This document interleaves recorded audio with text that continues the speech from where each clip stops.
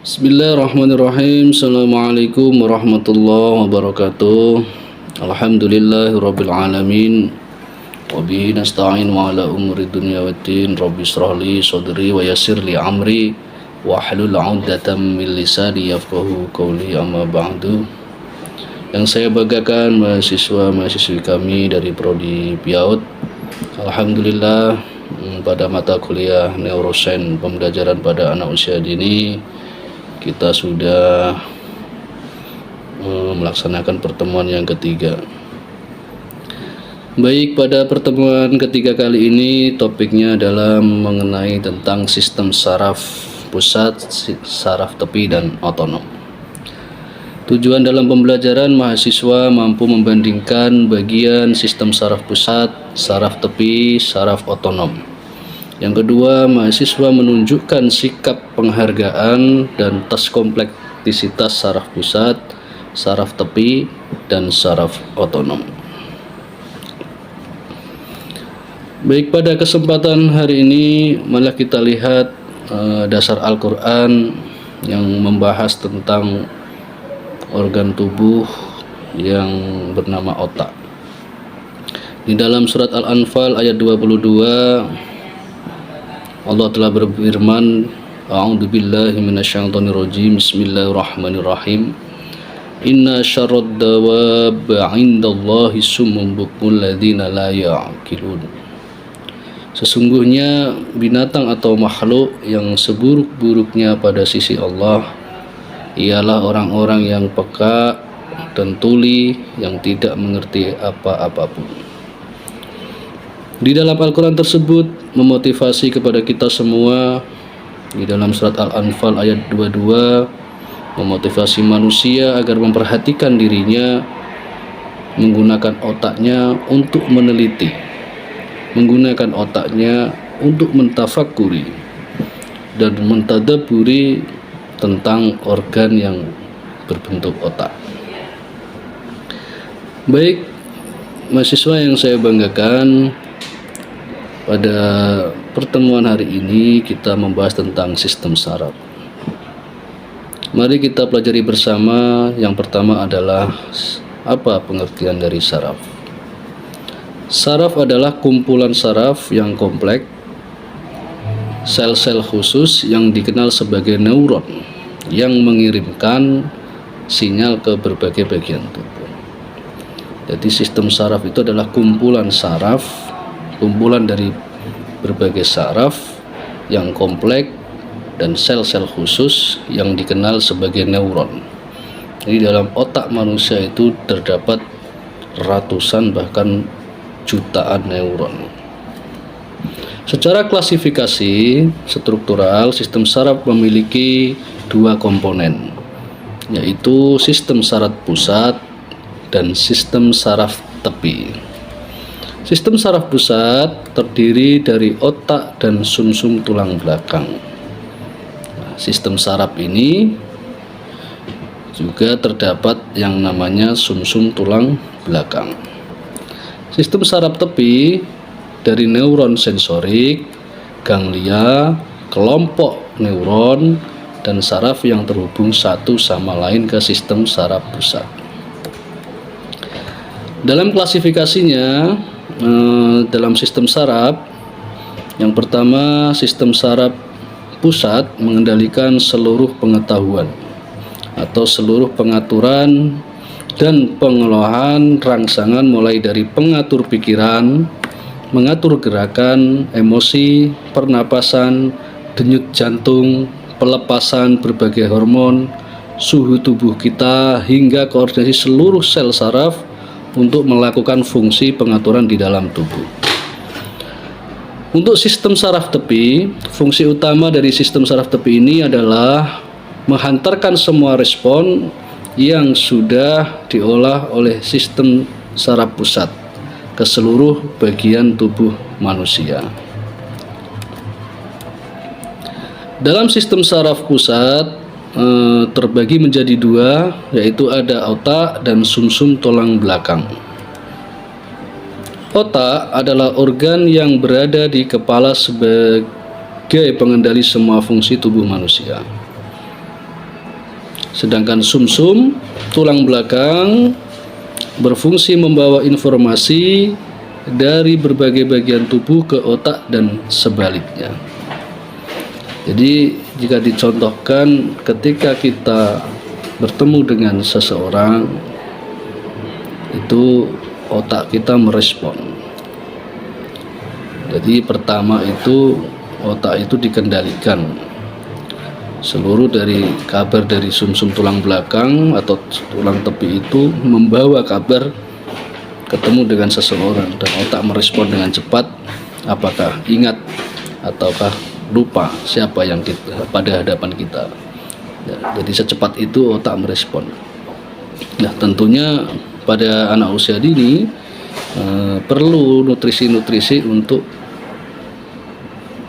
stimulus agar otak itu sehat atau sistem saraf kita ini berjalan dengan baik tentunya.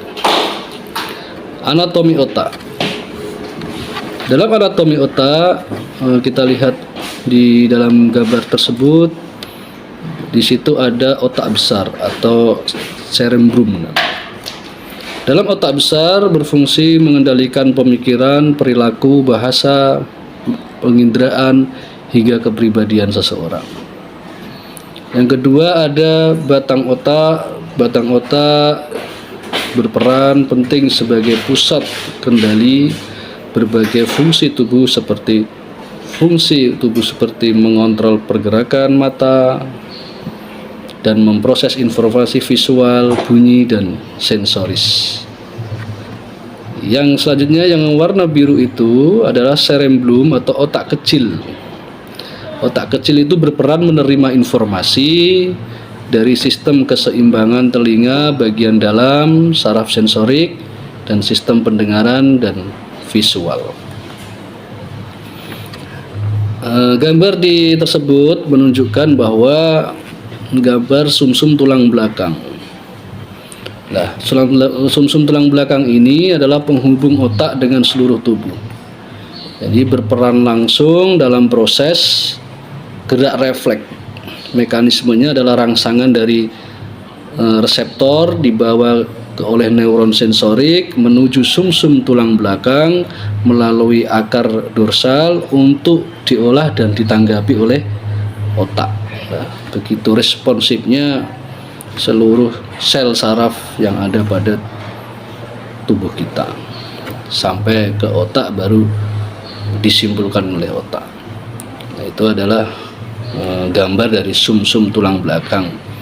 Makanya kalau orang kecelakaan terbentur sel bagian delapangnya atau tulang belakangnya terpental atau mungkin terpukul, itu sangat berbahaya bagi saraf kita. Maka dari itu untuk anak usia dini terkadang mendidik anak itu jangan menggunakan kekerasan, jangan menggunakan pukulan, apalagi bagian kepala itu sangat vital nantinya. Terus sistem saraf bekerja. Pertanyaannya bagaimana sistem saraf bekerja? Kita lihat bersama, di situ ada gambar yang menunjukkan bahwa ada sistem saraf terdiri dari sistem saraf pusat yang warna merah. Pada gambar tersebut itu warna merah adalah gambar dari sistem saraf pusat. Nah, terdiri dari otak dan sumsum tulang belakang, terus bertanggung jawab dalam mengintegrasikan, memproses, mengkoordinasikan informasi atau menstimulasi dan memberikan perintah atau motor responsif biasanya. Yang warna kuning di sini, yang beberapa warna kuning itu adalah gambar sistem saraf tepi. Nah, sistem saraf tepi ini sampai ke otot, sampai ke tulang, sampai ke kulit. Semua yang ada pada gambar kuning ini adalah sistem saraf tepi. Nah, itu terdiri dari semua jaringan saraf di luar sistem saraf pusat. Jadi saraf tepi ini adalah di luar dari sistem saraf pusat.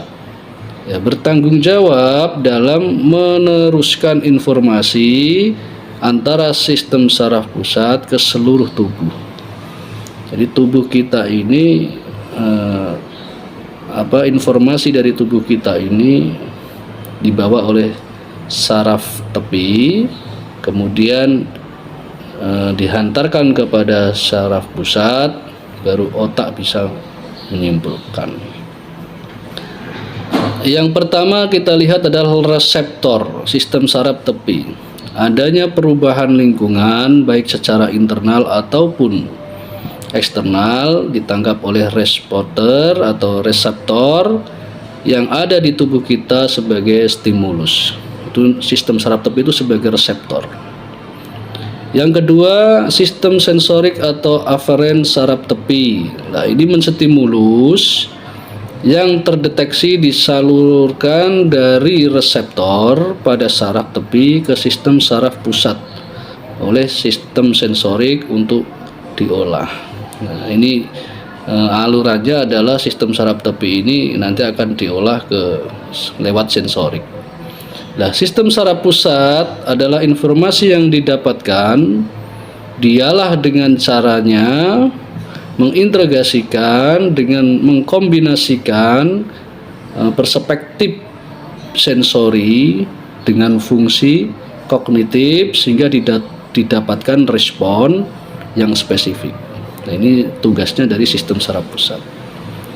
Terus sistem saraf motorik atau sistem motorik atau aferen saraf tepi, ini respon yang dihasilkan adalah baik yang bersifat sadar ataupun tak sadar diteruskan dari saraf pusat ke serabut saraf pada organ tertentu oleh sistem motorik. Jadi setiap saraf itu ada semacam kabel yang itu yang namanya aferen atau saraf tepi. Itu gunanya adalah dia membawa respon yang dihasilkan, seperti gerak tangan kita seperti ini adalah membawa respon yang dihasilkan untuk direspon kepada sel saraf pusat dan disimpulkan oleh sel saraf pusat. Yang selanjutnya adalah efektor atau saraf tepi. Respon yang dibawa dan sistem saraf pusat ditangkap sebagai perintah sehingga terjadi perubahan aktivitas organ tertentu. Jadi, ini adalah sistem saraf bekerja seperti ini. Yang selanjutnya adalah sistem saraf mengontrol tubuh. Jadi sistem saraf ini juga mengontrol tubuh kita. Terus bagaimana sistem saraf mengontrol tubuh kita? Coba kita lihat pada gambar. Di situ sistem saraf yang kita miliki dapat mengontrol tubuh kita, baik secara sadar ataupun tidak sadar. Nah, kontrol sistem saraf terdiri dari pertama itu somatik, itu mengontrol gerakan tubuh secara sadar dan mengontrol pergerakan rangka. Kedua, otonom, mengontrol gerakan tubuh secara tak sadar dan mengontrol kelenjar serta pergerakan pada otot halus dan otot kardiak. Nah, ini gambar tersebut adalah bahwa bukti sistem saraf pusat kita itu mengontrol dalam tubuh kita. Semuanya dikontrol oleh sistem saraf pusat. Di situ ada aktif ketika stres dan dalam keadaan darurat, itu otak merespon. Aktif ketika tubuh beristirahat dan dalam proses pencernaan, itu juga otak merespon. Maka dari itu mahasiswa berharap bisa membedakan mana sistem saraf pusat dan mana sistem saraf tepi, bahkan sistem saraf otonom. Itu yang bisa saya sampaikan, kurang lebihnya mohon maaf. Semoga pertemuan hari ini bermanfaat. Saya akhiri, wallahul muwaffiq ila aqwamit thoriq. Assalamualaikum warahmatullahi wabarakatuh.